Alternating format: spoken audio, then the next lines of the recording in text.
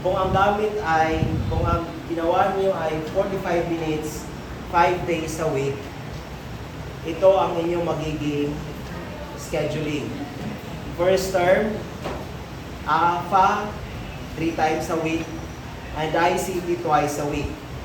Second term, FCS, 3 times a week, ICT twice a week. Third term, IA, 3 times a week, and ICT twice a week.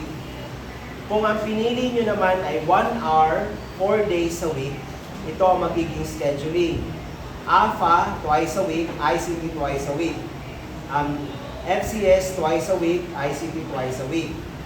And IA, twice a week, ICT twice a week. Ibig sabihin, mas marami ang ICT engagement. Nakuha? Nagets? So, yun daw yung sa grades 4 to 8. Tapos, yung inyong link for the BAW, tinatanong ni Sir Tom kung natanggap na ninyo. Yung link ng BAW, nakita nyo na ba? Nakuha nyo na? Nabigyan na kayo? Okay, good. So,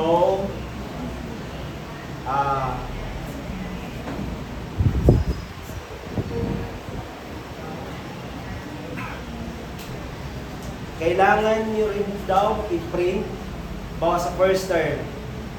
You need to print both AFA and ICT budget of work and teach the competencies within the same week. Kasi, 3 times tapos twice. So, mamimili na ng araw. Hindi ko alam kung paano yung gagawin. Alam ko naman na kaya nyo mag-adjust right away.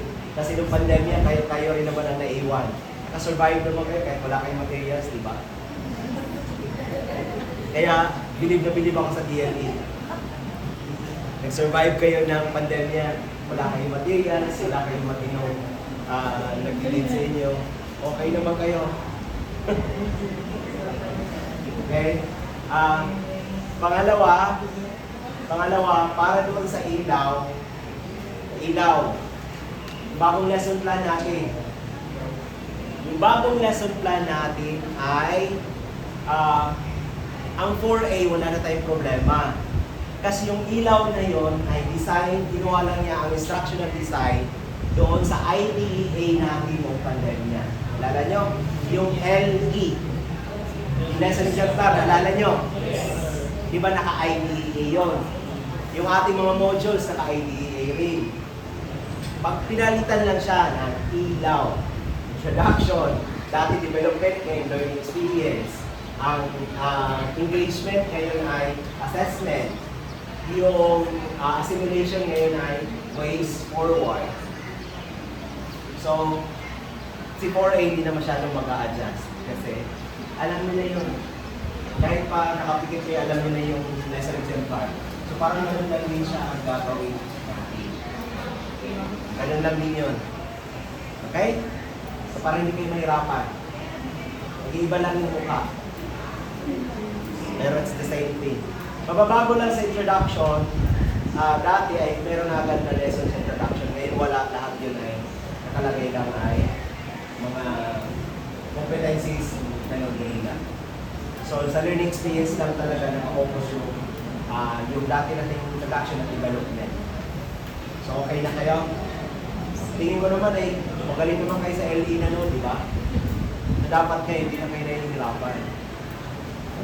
Nag-survive na kayo ng pandemya na wala kayong kamati-materiya. Ngayon pa.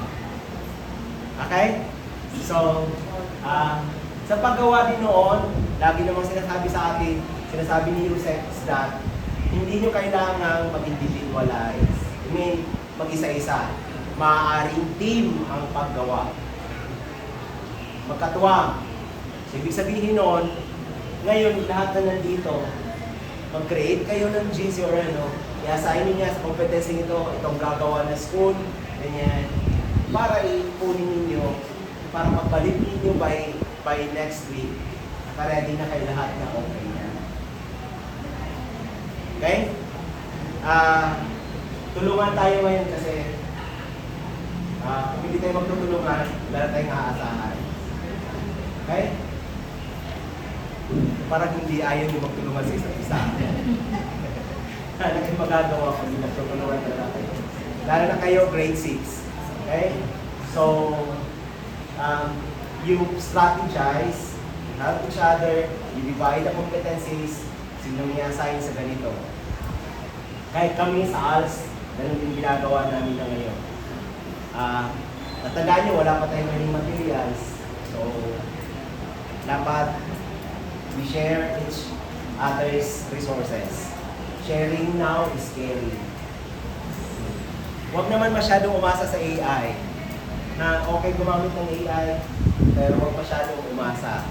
Kasi, kung magaling kayo sa AI, mas magandaan nyo yung mga learners ngayon ay mas magaling pa sa inyo. Baka sabihin sa inyo, sana pala nag-AI na lang ako kaysa nagkaroon pa ako ng teacher. Dapat pa rin lumalabas yung ating galing as teachers. Okay? So, iparanas sa bata yung hindi nila mararanasan sa AI. Thank you. Good luck and happy teaching. Thank you, sir.